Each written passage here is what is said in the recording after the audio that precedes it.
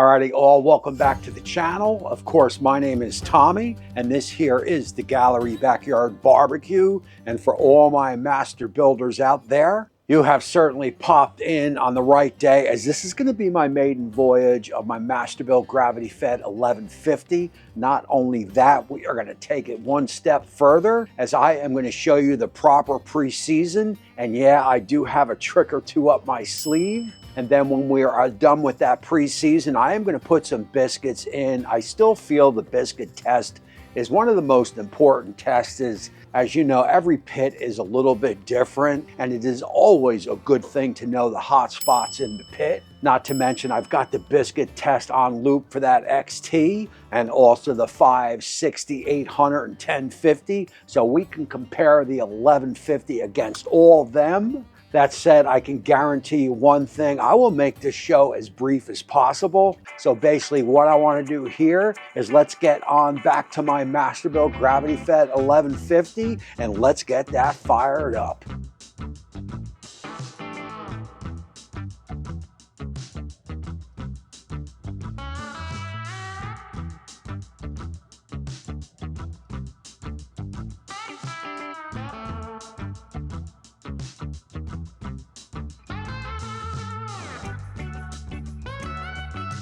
Alrighty, so look, basically what we are going to do here is I've got the temp set at 250 Fahrenheit. I've also got it flanked out with my chef's temp, because that is going to give me precise temperature control. I got to see how accurate this control panel is. Now look, sometimes when you first start these things up, it takes, sometimes it takes, I know on my XT it took probably 2, 3, 4 cooks for that control panel to settle down where she is pretty close to where she's supposed to be. That said, this is a different beast here, different control panel, so we are definitely going to want to monitor that. 250 Fahrenheit, I will allow it to go for 60 minutes, and then I will bring you guys back as we will turn it up a little bit. And also, because I am doing a biscuit test, I can put those biscuits in pretty quick into the pre-season and more or less kill 2 birds with 1 stone.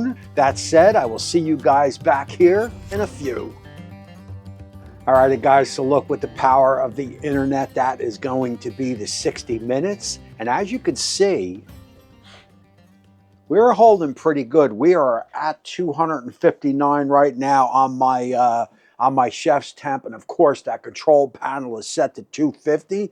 She's been bouncing a little bit, 260, 240, 260, 240, and kind of staying in the middle. That's pretty normal, although I have to tell you, the 1150 seems to be doing a little bit better of a job than the XT did at startup. So that is definitely a welcome sign. So look, what we are going to do here is we are going to fire up the pit to 400 and allow it to go for 30 minutes. After that 30 minutes, I will bring you guys back and show you a little bit of an extra step that I've been doing for the past 4 years. So look, as I go to fire this up, there is one thing I'd like to check. The only negative I've got on my XT as going from say 250 to 400 seemed to take a little bit longer on the XT than it ever did on that 560, 800, and 1050. I am quite curious to see how the 1150 does. So I am going to keep the camera on it. I will speed it up, but I will give you guys a little bit of inside how good the 1150 jumps up in temp compared to that XT.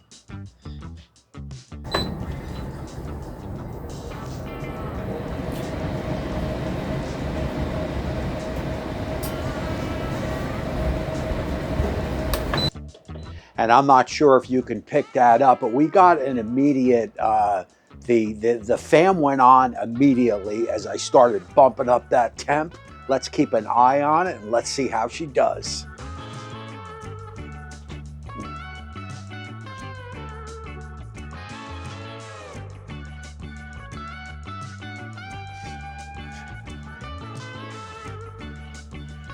And I got to tell you, and this is real time, you could see we are 280, 282, 283, 284, 286, 288. The Masterbuilt 1150 definitely climbs in temperature a hell of a lot faster than that Masterbuilt XT. Why? Who the hell knows? So look, keep in mind here, if you were not going to do the biscuit test, you would allow the pit to run at that 400 for 30 minutes. Then you are going to shut the pit down and also allow it to cool, and then repeats that steps 1 through 3. But since we are going to roll on that biscuit test here, I am going to skip that part of it. I am going to go right into that little extra step that I do on the preseason. I will show you that now. And then also right after that, we will load it down with some biscuits. So this is a little step that I do. Not only do I do it, many YouTubers do, and also many backyard pitmasters probably do it also, is I get a can of veg spray and I'll basically spread the hood, spread the grates, spread everything down on the inside, and you're going to basically bake that in, wipe that in, and also keep in mind that the pit is hot, so you definitely want to be a little bit careful. After I get it all sprayed down, I'll bake it in for about 15 minutes and then load it up with biscuits. So a couple things to keep in mind here as we roll out this biscuit test, and this is where the channel here, GALLERYBBQ, may differ from some other channels out there. I am not looking to cook the perfect biscuit. I am actually looking to burn the biscuits if possible. That is the only way I feel that you are going to know the hot spots inside the pit. So basically what I do as I load the biscuits up on the pit, I am going to follow the biscuits, the manufacturers of the biscuits, whatever they say of how to cook them, which in this case is going to be 350 Fahrenheit, and they do say between 12 and 16 minutes per package. So I am just going to round that off and just go for about 15 minutes or so. Again, I am not looking to score out the perfect biscuit here. I am looking to get something going on the bottom, to burn something on the bottom. That way I could tell exactly where that hot spot is. Alrighty, here we go. Right off the bat, we see we've got some burning over here. I'm just going to flip these over. This is how you find the hot spots.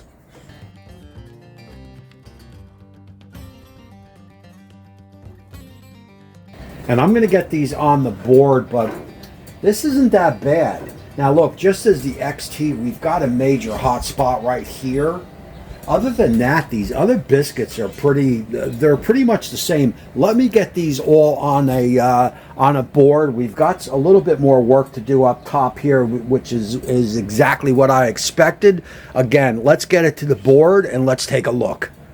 So here we go. We are going to take a look at it, and this is the way it came off of the bottom of the pit. That one burn mark that you are looking at right there, that is the side of the hopper. And I have to tell you, and I'll flash something up on the screen, I think the XT is exactly the same with that hot spot. Other than that, we are a little toasty in the middle, but pretty uniform on the bottom. Again, I got to tell you, I hardly ever use the bottom to smoke anything. It is usually grilled steaks, grilled burgers, grilled chicken on the bottom. Other than that, I am in the middle shelf and the top shelf, but mainly really on the middle shelf is where 80-90% of my low long smokes are going to go. So let's leave it for another 4 or 5 minutes. Let me bring you right back and let's take a look at that middle shelf.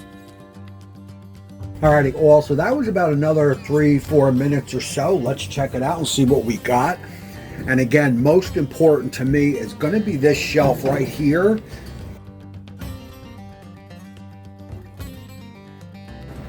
And I got to tell you,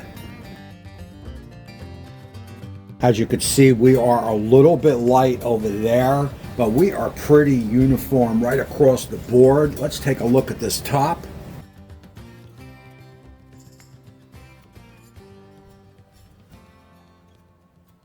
I mean, this is this is where I'm at here, and that is not bad. These are pretty much perfect on this top shelf, but again, most of my briskets and ribs and pork butt and so forth are going to be cooked right here, and that is damn good. Let me get this to the board and give you guys another look. Important to mention again, this is the middle shelf. This is my wheelhouse. This is where, you know, 85-90% of the cooking is going to happen on these Masterbuilts with me, as I rarely use them to grill. I usually just smoke with them, again, about 90% of the time, whatever. And I have to tell you, and I will flash up some of the XT now, but from my memory, this appears to be about the best Masterbuilt yet.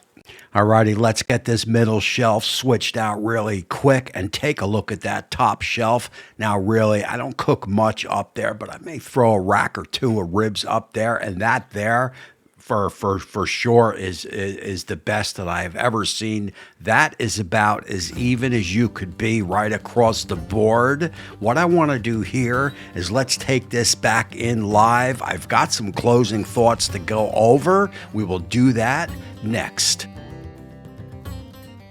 So look, here are my thoughts here on this 1150, and I can tell you right off the bat that after I did the unboxing in the assemblies and I put them side by side, blah, blah, blah, I had all intentions of probably selling the 1150 and keeping that XT, but I gotta tell you, man, I am pleasantly surprised on what this 1150 did on this preseason and the Biscuit test. I can tell you she rose in temp quicker than the XT.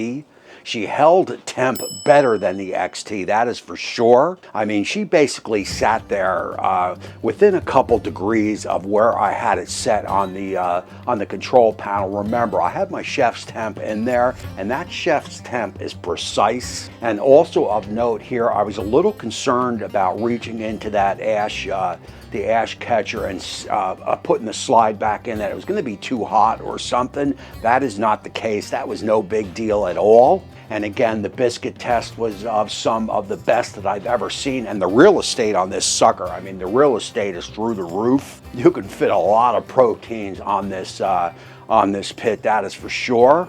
I still say it is not built as good as the XT. The XT is definitely hefty, but it is probably a little bit better built than that 1050 and can certainly hold temp better than the 1050. Also, of note here, the control panel has a couple features that I don't think the 1050 and or Gen 1 has, but the XT does have it, and that is going to be your hold button or your pause button. So anytime you open up that hood, you are going to want to hit that pause button. That is going to immediately stop the fan and will also stop from temp spikes and from blowing ash into the chamber. You know the deal. And also there is a count up and count down timer on this control panel. That is the same with the XT. So you do have some upgrades on this 1150 compared to the Gen 1. So in closing, I gotta tell you that Masterbuilt has definitely nailed the 1150 is where I am at so far. I love everything about it, and for people that want storage, that is there on the bottom. I mean, you can't beat it. There is also a griddle rack down there. We will have to see if Masterbuilt releases something with the griddle. Other than that, that is going to close out this show here. Congratulations, Masterbuilt. You have done it again. These XTs and 1150s are going to be hot pits this summer, so you are going to want to grab one, that is for sure. So that is going to close out this show here. I appreciate all you guys for watching. Again, my name is Tommy. If you have not done so, don't forget to hit that subscribe button and ring the bell, because we are going to be rocking these pits all summer long. That there I can guarantee you. And until next time, we will see you soon.